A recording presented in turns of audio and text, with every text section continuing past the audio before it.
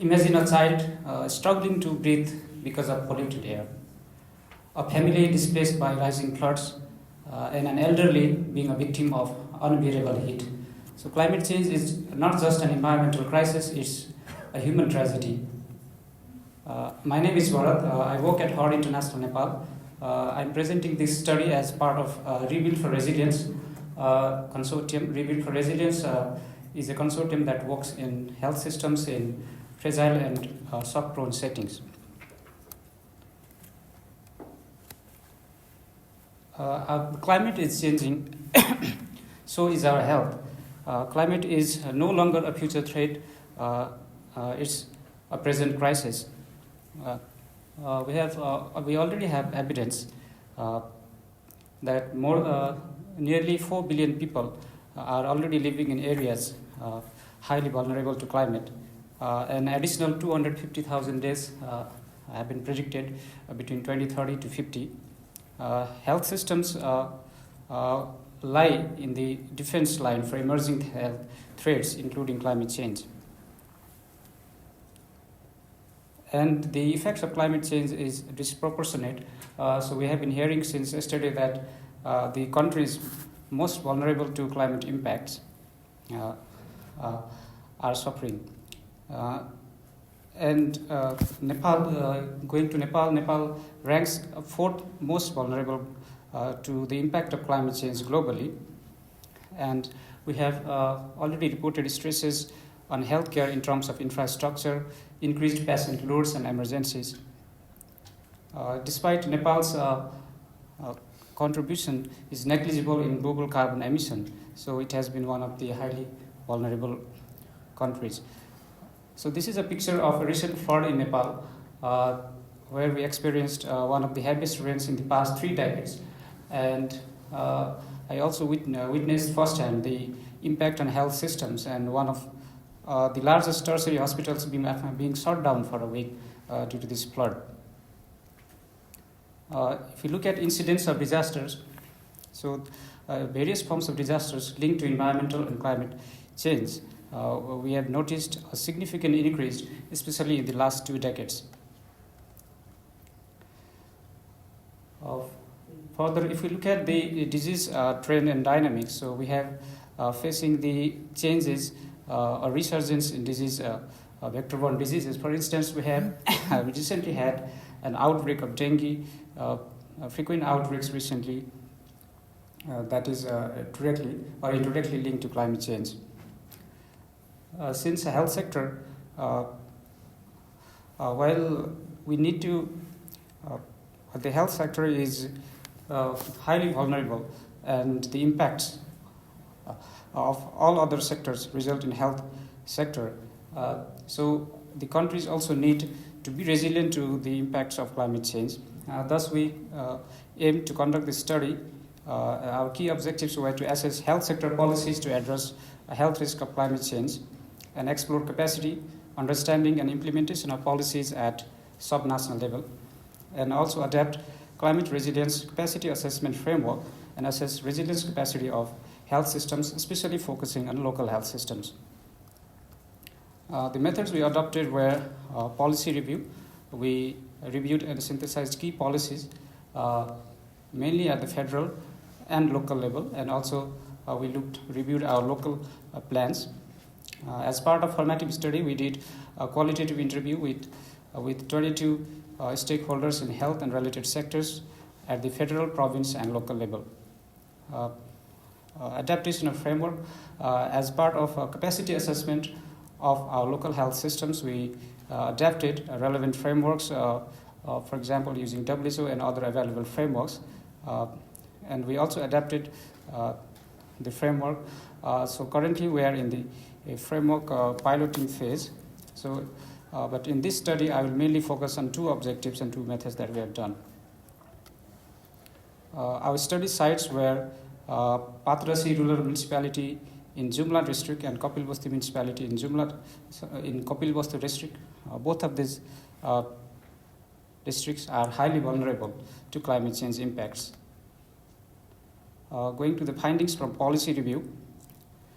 So this slide shows the policy trajectory of the development of different policies in Nepal.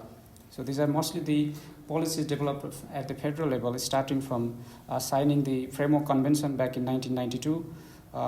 We see some policies were initiated in 2010 on National Adaptation Plan, and also in 2011 we had the First Climate Change Policies. The green color highlights these our international commitments, for example, signing the Framework Convention, signing Paris Agreement. In 2020, we submitted second nationally determined contributions, and recently we also updated the Health National Adaptation Plan. Various policies were placed which the key focus of these policies is to build resilience of climate, of community and systems. If we look at the key policies that are related to health, we have the SNAP in phase. So SNAP also envisions a climate resilient health system. Going to the policy, if we, since we're focusing on role subnational levels, the role of local governments have been mentioned in different of the policies.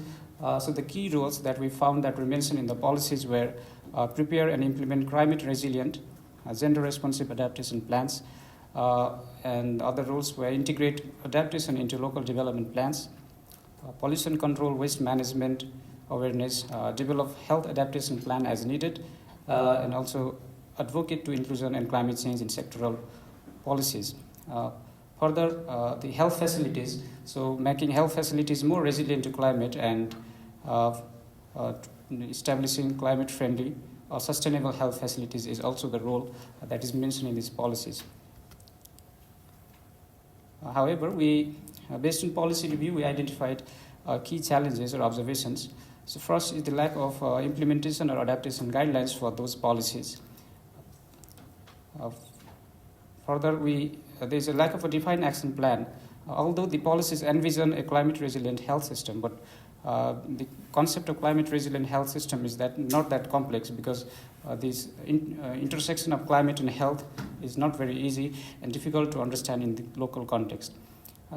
So if we are meaning a climate resilient health system, that means as per the available framework, it includes the health system building blocks, for example, 6 building blocks, and how those 6 building blocks will be strengthened at the subnational level. So there is less clear idea on how, for example, how will the leadership and governance will be strengthened, how information systems will be strengthened, how information systems, technologies, infrastructures.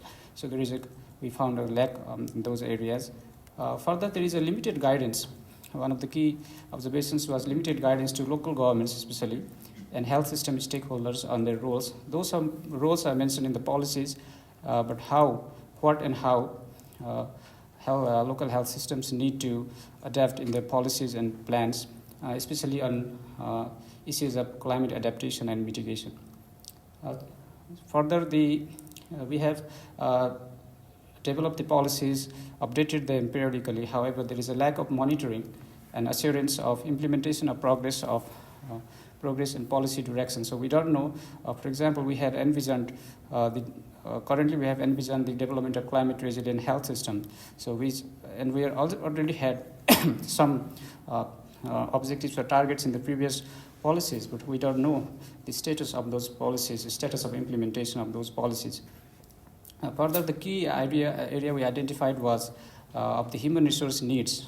So our context, our situations are changing, and how we tackle or how we address the evolving human resource need for the changing context that has been insufficiently mentioned in those policies. Going to the findings from qualitative review, we identified key themes from our thematic analysis. First is the policy communication. Regarding policy communication, municipality is aware that so regarding understanding of climate change and basic, so municipality stakeholders are aware that climate change may pose threat, but they are less aware on the specific linkage or the impacts on health. For example, so they found it quite complex to relate the climate and health, and how climate can specifically impact their health systems. And further, they're less aware about the different policies and what their targets are, which have been mainly developed at the federal level.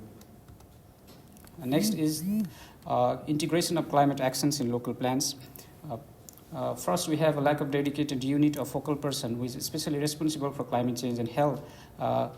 We do have the responsible person at the federal level, but at the local level, so it's confusion in roles. For example, in some municipality we have environment section, in some municipality we have disaster management section. We are looking after climate change issues, but the climate change and health integration issues, so whose responsibility is this? Still not clear. Further, if we look at our annual work plan and budget in the subnational health system, there is less priority in annual work plans. We have a quote from the municipality official here. We say that we do have other priorities. For example, we have priorities on nutrition, maternal health, and other priorities already. So one of the key reasons of lack of integration of plans is the lack of resource. Even if we have some plans or activities in our plans which are more of reactive approaches. For example, they focus more on disaster management or disaster response when there is certain disaster. An allocation of, we can see some allocation of budget on preparedness, for example, construction of dams, embankments, forestation programs, which is outside of the health sector. And we found that health sector lacks relevant or any specific adaptation plans in their local annual work plan and budget.